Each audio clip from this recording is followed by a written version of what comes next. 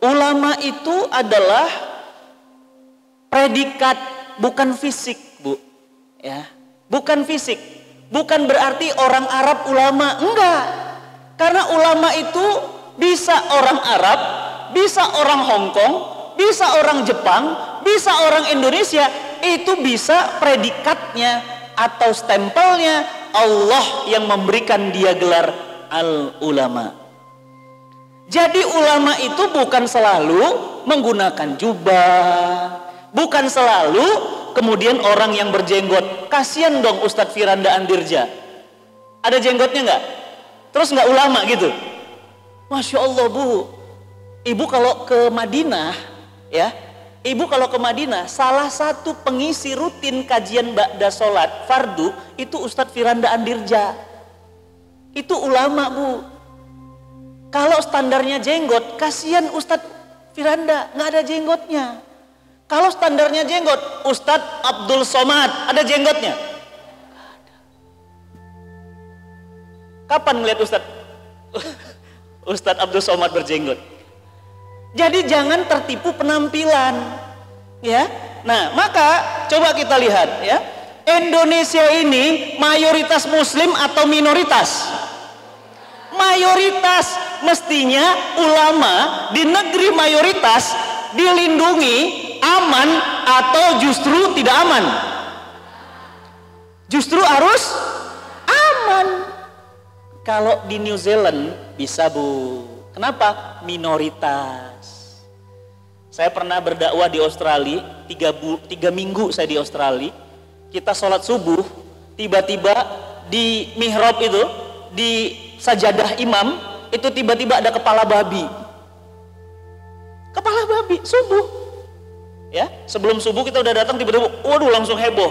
Saya masih ingat itu, ya, di Perth, itu kepala babi. Kenapa begitu? Karena minoritas. Ya, terus tiba-tiba lihat lagi sebalik di dinding ada tulisan, ya, maaf, bahasa kasar lah pokoknya, ya. Dari darah, ditulis pakai darah. Kalau kita di Australia terancam, wajar, kita minoritas. Kalau kita terancam di Amerika, wajar, kita minoritas. Kalau kita terancam di Denmark, baru-baru ini Denmark membakar Al-Quran, bahkan menginjek-injek di depan umum, Bu. Bayangin itu kan mancing itu. Diinjek-injek, Quran diinjek, Quran dibakar di Denmark.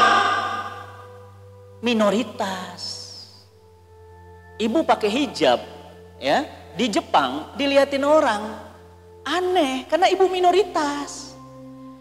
Tapi di Indonesia ulama nggak aman, ulama nggak nyaman. Ini aneh, aneh, ya. Kok bisa mayoritas Muslim, ulamanya nggak tenang?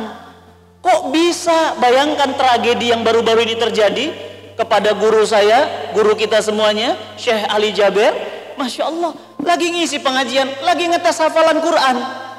Kok ada tiba-tiba setega itu orang lari dari depan, kemudian menghunuskan itu, Bu, itu bukan main-main. Cara nikamnya itu kalau nggak pertolongan Allah, itu dadanya, Bu, habis itu. Seberani itu. Padahal kalau kita pikir-pikir, itu tusukan, itu kepada ulama, bukan koruptor, bukan orang Papua Merdeka, bukan kriminal, bukan mutilasi, bukan pelaku mutilasi. Ini ulama, dan ulama Quran asli Madinah. Bayangin, Bu, beraninya. Dan itu bisa terjadi bukan hanya sekali ini. Ustadz Felix Siau, ya, itu curhat ke saya, lagi ngisi pengajian, tiba-tiba datang polisi. Apa kata polisinya? Bubar, bubar. Ustadz Felix bilang, ada apa, Pak? Bubar, ini pengajian gak ada izinnya. Sejak kapan pengajian harus ada izinnya? Izin keramaian. Baik, Pak, kalau begitu. Apa kata Ustadz Felix? Izinkan kami untuk menutup dengan doa kifaratul majlis. Apa kata oknum polisinya? Gak ada izin, gak ada doa-doa, bubar.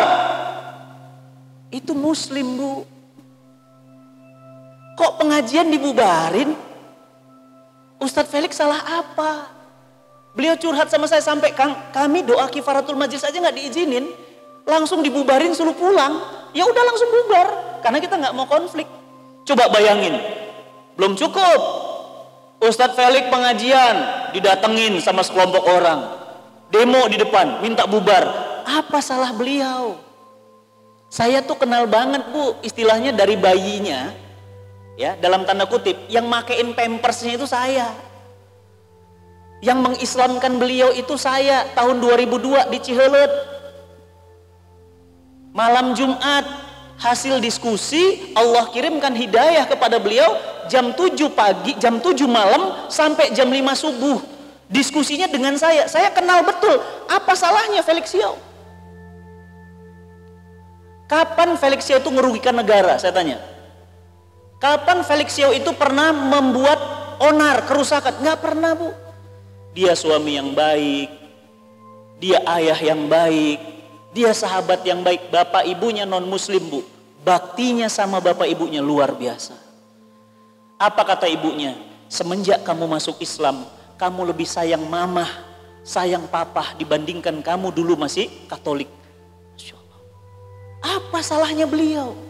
Pengajian dibubarin, mobilnya dikejar dipukulin. Ini namanya apa? Menghina ulama. Ibu, punten ya, Nabi SAW sampai menyatakan apa? Sibabul muslim fusukun wa qitaluhum kufrun. Mencaci muslim itu fasik, membunuhnya itu kafir.